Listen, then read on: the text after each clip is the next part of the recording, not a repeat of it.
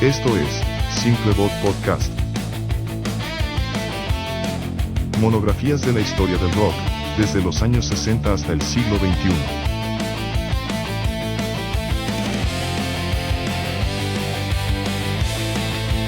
Conducido por Marisa Simpson y Juan Pleite.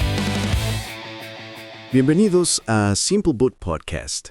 Este capítulo está dedicado a nuestro amigo Joel Arenas, que sabemos que estuvo en ese concierto. ¿Me dices, Marisa, en qué fecha fue? 17 de octubre de 1981. Puebla, México. Una fecha, híjole, grabada a fuego, ¿no? En la memoria del rock mexicano. Totalmente. Prometía ser la noche en que Queen, una de las bandas más gigantes del planeta, conquistaría México. Y sí, lo fue, pero de una manera súper inesperada. Sí, terminó siendo una leyenda de euforia y pues de un caos tremendo. Exacto. Y la pregunta que sigue ahí flotando después de tantos años es, ¿cómo exactamente un concierto tan esperado terminó así? O sea, en una batalla campal con zapatos voladores. Es la gran pregunta, ¿no? Hoy vamos a meternos de lleno en esa noche, allá en el Estadio Ignacio Zaragoza. Tenemos crónicas de la época, testimonios de gente que estuvo ahí, ¿sabes? Que sintió la electricidad, la música increíble y, claro, luego la confusión, el enojo. Y es clave recordar el contexto, como bien dices. Sí. México llevaba pues prácticamente una década sin conciertos masivos de rock internacional. Nada. Esto venía arrastrándose desde Avándaro, ¿no? El festival del 71. Que asustó mucho a las autoridades y pues básicamente hubo un veto no oficial. Sí, como una prohibición silenciosa. Exacto. Entonces, que llegara Queen no era solo un concierto más, era, un suceso casi histórico. Claro. Precisamente. Y nuestra exploración hoy busca ir un poquito más allá del recuento de los hechos, ¿no? Queremos analizar las fuerzas que chocaron esa noche. ¿Cómo qué? Pues la logística que estuvo desbordada, las posibles fricciones culturales, la expectativa enorme, ¿no?, acumulada por años, y el ambiente social de ese México de principios de los 80. O sea, tratar de entender por qué esta noche en particular sigue resonando tanto. Exacto. ¿Por qué sigue generando debates, mitos, 40 años después? Empecemos por ahí, por la expectativa. Puebla era un hervidero. Sí. Las crónicas hablan de cientos, quizá miles de chavos acampando desde la noche anterior afuera del estadio. Imagínate. Era 1981, Queen estaba en la cima del mundo. El álbum The Game del año anterior había sido un exitazo masivo. Gigantesco. Con himnos como Another One Bites the Dust, Crazy Little Thing Called Love, sonaban en todos lados. Eran, sin duda, la banda del momento. Y esa fama mundial se topó con una sed local inmensa. Totalmente. Como decías, la resaca de Avándaro dejó un vacío enorme. Para toda una generación de jóvenes mexicanos, el rock internacional era algo que oías en discos, en la radio. Si acaso. Si acaso, pero rara vez lo vivías en directo a gran escala. Entonces, ver a Queens no era solo ir a un concierto. Era casi un acto de afirmación, ¿no? Una conexión directa con el mundo, después de años de cierto aislamiento en ese sentido. Pero claro, montar un show de esta magnitud en ese contexto, no fue fácil, ¿no? Originalmente ni siquiera iba a ser en Puebla. No, para nada. Se pensó en la Ciudad de México, pero hubo problemas. Permisos, lo típico. Lo de siempre. Sí. Y eso obligó a buscar alternativas.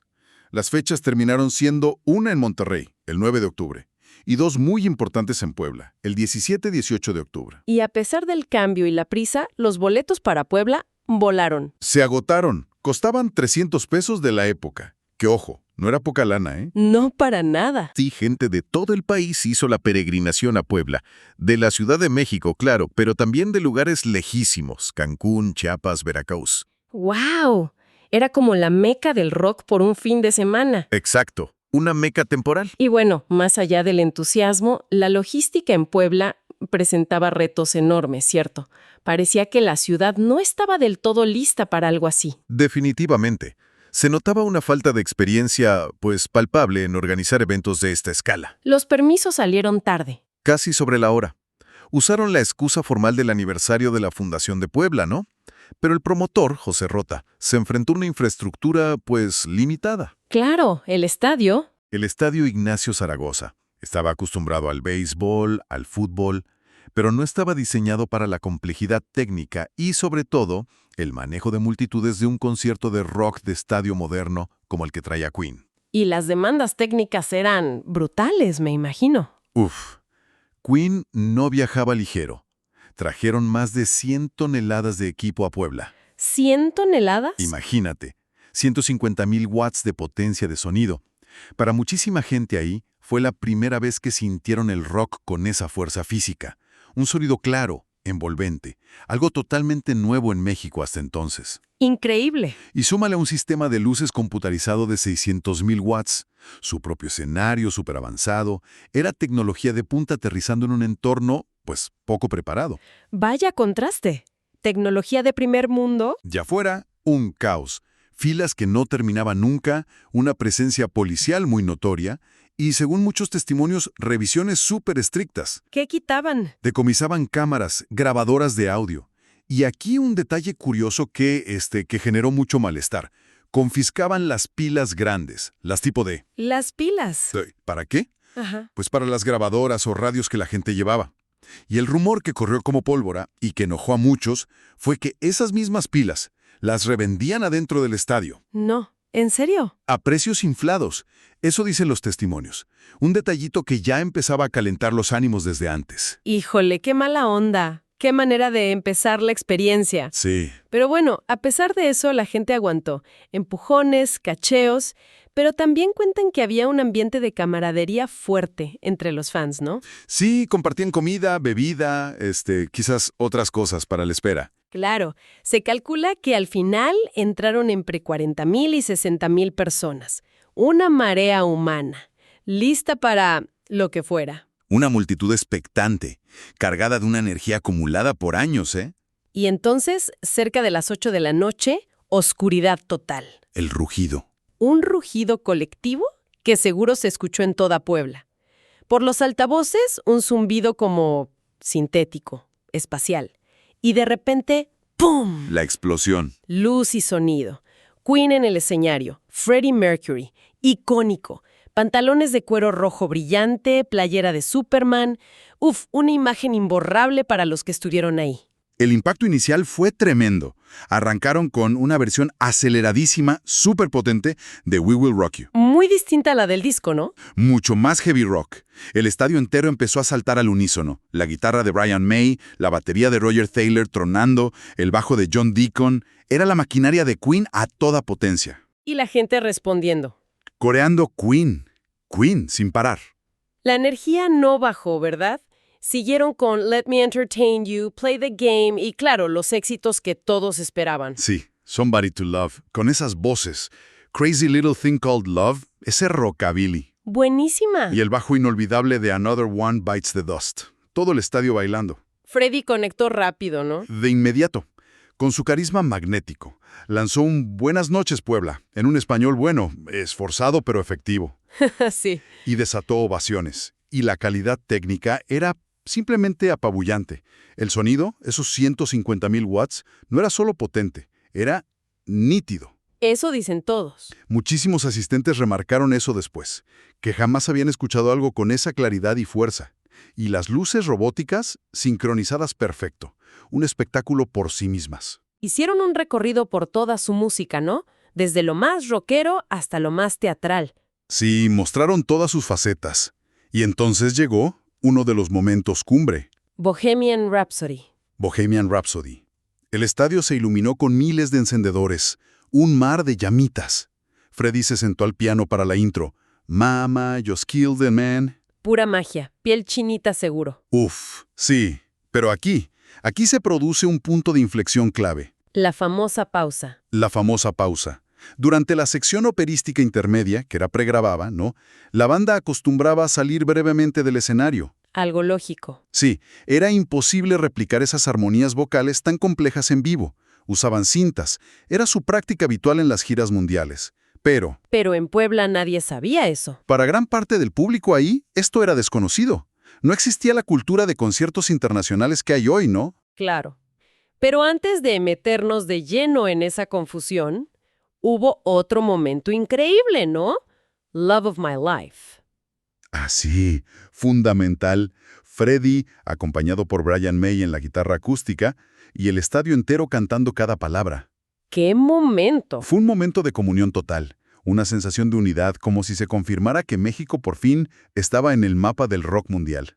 Un fan dijo que estaban hechizados en un carrusel de emociones. Era la culminación de la espera, la noche perfecta hasta ahí. Exactamente. Hasta ese instante, pura euforia, un éxito total. Pero esa pausa en Bohemian Rhapsody, cuando la banda desapareció del escenario unos instantes mientras sonaba la parte grabada, Se interpretó muy mal. muy mal por un sector del público. Y no era solo ignorancia sobre cómo funcionaba Queen en vivo, ¿eh? Quizás reflejaba una desconfianza latente, fruto de años sin eventos así. Cualquier cosa rara podía verse como un engaño. Como que les estaban jugando chueco. Algo así.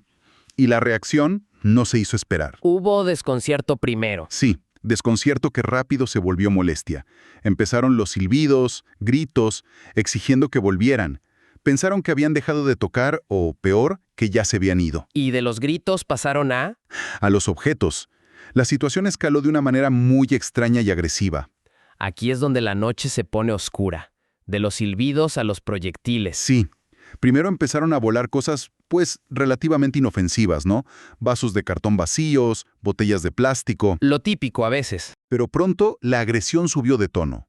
Testigos cuentan que empezaron a llover puñados de tierra, pilas tipo D, quizás algunas de las que quitaron en la entrada, y, lo más bizarro, lo más recordado, zapatos. Zapatos. Decenas, quizás cientos de zapatos, tenis, sandalias, botas, volando hacia el escenario. Una imagen totalmente surrealista. La famosa lluvia de calzado. Híjole, y en medio de todo este relajo, surge la famosa anécdota del sombrero, que casi se cuenta como el detonante principal. ¿Qué sabemos realmente de eso? Es una de las teorías más arraigadas, ¿no? En el folclore del concierto. Se cuenta que en algún momento, Freddie, siempre juguetón teatral, Sí, siempre. recogió un sombrero de palma, estilo campesino o revolucionario. Ojo, no un sombrero de charro de gala, ¿eh? Ajá, importante aclaración. Luego, en un gesto que pareció espontáneo, lo tiró al suelo. Y ese gesto, que para él pudo ser nada, Se interpretó como una ofensa. Una parte del público que ya estaba crispada por la confusión de antes, por las incomodidades, por las pilas. por todo, lo interpretó como una falta de respeto a un símbolo mexicano. Y esto, según esa versión, intensificó el lanzamiento de objetos. Pero hay otras versiones, ¿no? Hay que ser cautos, sí. Otros testigos insisten en que el caos ya había empezado antes con la pausa de Bohemian Rhapsody, y que lo del sombrero fue más bien una anécdota dentro de un desorden más general, provocado quizás también por reventadores o gente que solo buscaba armar lío. Como suele pasar a veces. Sí, algunos fans poblanos mencionan eso. Entonces, es plausible pensar que no fue una sola cosa, sino como una tormenta perfecta. Exacto, una convergencia fatal. El malentendido de la pausa, la posible mala interpretación del sombrero, la frustración por la organización, la falta de experiencia del público y la presencia de agitadores. Todo junto. Todo junto. Y lo asombroso es la reacción de la banda. Siguieron tocando, demostrando un profesionalismo a prueba de zapatos. Sí. Pero su desconcierto y su enojo eran más que evidentes. Freddie intentó manejarlo con humor ácido, ¿no? Sí, con su ingenio característico. Quedó grabada su frase al ver los zapatos acumulados. Nunca había visto tantos zapatos. Esto parece una zapatería, caramba. ¡Qué ocurrencia! Logró sacar algunas risas, pero la tensión seguía ahí. Y también se molestó en serio, ¿no? Sí, mostró su hartazgo de forma más directa. En un momento, durante un intercambio vocal con el público, soltó un desafiante "Come on, motherfuckers, let's get the beat", Fuerte. que sería como "Vamos cabrones, sigan el ritmo", una mezcla de provocación y desesperación por mantener la música viva. La tensión era altísima. Tanto que hasta un espontáneo logró burlar la seguridad y subirse al escenario un momento durante Now I'm Here. Lo bajaron rápido, pero... Pero pasó. Y a los músicos les tocaron golpes directos, ¿verdad? No eran solo cosas volando. No, hubo impactos directos y peligrosos.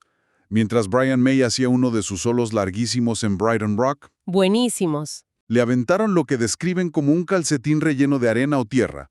Se le enganchó en la guitarra, lo cubrió de polvo, le costó seguir tocando. Terminó el solo visiblemente furioso. ¡Qué coraje! Y más tarde, durante Bohemian Rhapsody, recibió otro golpe. Quizá una bolsa con tierra, no se sabe bien.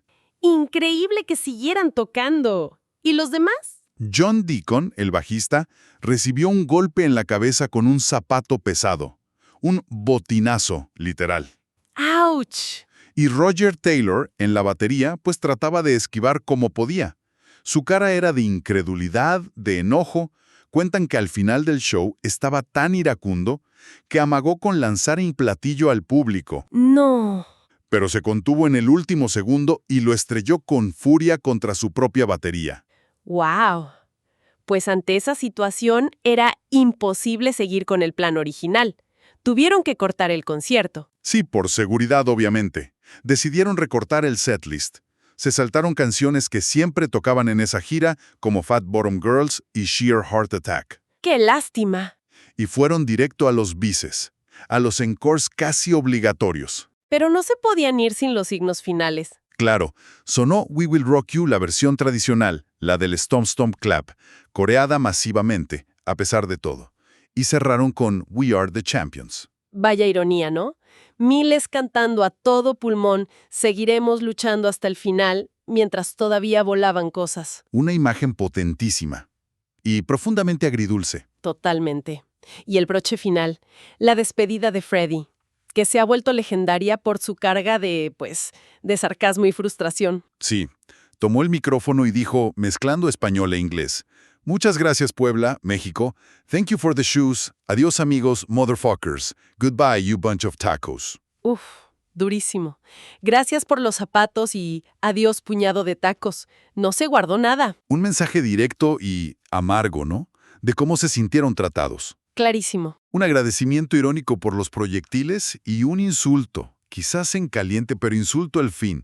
Tacos usado despectivamente, dirigido a esa parte del público que causó el desorden. Y se fueron. Tras eso, se retiraron rápido mientras sonaba por los altavoces el himno británico God Save the Queen, su cierre tradicional. La reacción del público fue, pues, una mezcla de aplausos y desconcierto. Y el caos no terminó ahí, ¿verdad? La salida del estadio fue otra pesadilla. Sí, los reportes dicen eso. Un embudo humano, horas para poder salir, y afuera la cosa se complicó más. ¿Qué pasó? Hubo informes de vandalismo, saqueos a comercios cerca de la zona de los fuertes. Tuvo que intervenir la policía antimotines. ¡Antimotines! Sí, dispersando a la gente con dureza, a palazos, dicen algunas crónicas. Muchos visitantes de otras ciudades se quedaron varados durmiendo en la calle. Y los vecinos de la zona, pues quejándose del ruido, del desorden y del olor a marihuana, decían. Vaya nochecita. ¿Y la reacción de las autoridades y la prensa después? Muy dura. Condenaron el evento, estigmatizaron a los asistentes, drogadictos, vándalos, y el concierto se usó como argumento para reforzar la idea de que el rock masivo era una amenaza. Peligroso. Exacto. Y la consecuencia más clara fue que se consolidó esa veda no oficial. Tuvieron que pasar casi 9 años, hasta finales de los 80s, para que los conciertos internacionales de rock a gran escala volvieran a ser algo constante en México. 9 años. Y la consecuencia más directa para los fans, Queen nunca más regresó a México. Nunca más. Dieron el segundo concierto al día siguiente, el 18, que parece que fue más tranquilo. Pero el daño estaba hecho. Pero la experiencia global dejó una marca imborrable en la banda. El sabor amargo les duró años.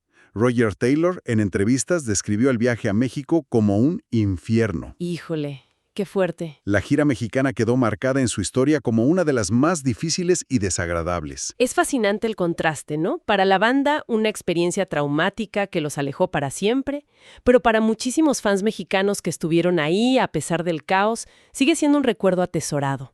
Casi mítico. Totalmente. Lo describen como el mejor concierto de mi vida, algo irrepetible. Tienden a minimizar lo malo, ¿no? Se enfocan en la magia de haber visto a Queen en su apogeo. Es comprensible, ¿no? Haber estado ahí. ¡Claro! Y para Puebla, y para el rock mexicano en general, guste o no, es un hito histórico. Sin duda. Y esa memoria se nutre de anécdotas que siguen vivas. Gente que guarda su boleto intacto porque ni se lo pidieron con el relajo, fotos borrosas que son reliquias. El recuerdo de la ciudad se volvió loca, la piel chinita al oír a Freddy. Es un evento que vive en la memoria colectiva. Al final, Puebla 1981 encapsula una noche de... De extremos absolutos. Fue un verdadero parteaguas. Por un lado, demostró el hambre voraz que había en México por el rock internacional. Muchísima. Pero por otro, expuso de forma brutal las fallas de organización, la falta de infraestructura, las carencias en seguridad y, quizás, las complejidades de un choque cultural en un momento muy específico. La leyenda agridulce. Exacto. La noche de la comunión musical, la magia de Queen, contra la noche de la infame lluvia de zapatos. Recapitulando entonces, la noche del 17 de octubre de 1981 en Puebla fue ese momento explosivo, donde la euforia musical chocó de frente con el caos logístico, los malentendidos culturales, y una organización que, pues, claramente se vio superada. Sí. Una noche que, paradójicamente, selló el amor incondicional de miles de fans mexicanos por Queen, pero también la decisión de la banda de no volver nunca más a México. Y tal vez la reflexión final que nos deja este evento, más allá de la anécdota pintoresca de los zapatos o la controversia del sombrero, es sobre qué pasa cuando un fenómeno cultural global tan grande aterriza en un lugar con una sede enorme de conexión, pero con poca experiencia para manejar esa intensidad. Es una buena pregunta. ¿Fue solo un concierto caótico, un cúmulo de errores y mala suerte? ¿O fue también, de alguna manera, un síntoma de tensiones más profundas del México de 1981? Un reflejo del choque entre una juventud que quería expresarse, romper barreras, y un sistema todavía, pues, receloso ante esas manifestaciones. Una pregunta que, como la leyenda misma, sigue abierta. Gracias por escucharnos. Nos oímos en la siguiente transmisión. Y no lo olviden, recomiéndenos. Somos Simple Bot Podcast.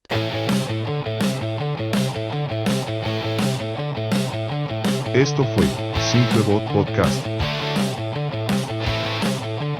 Monografías de la historia del rock, desde los años 60 hasta el siglo XXI.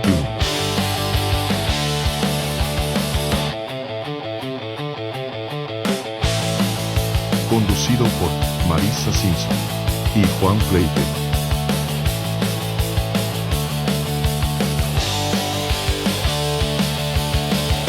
Gracias.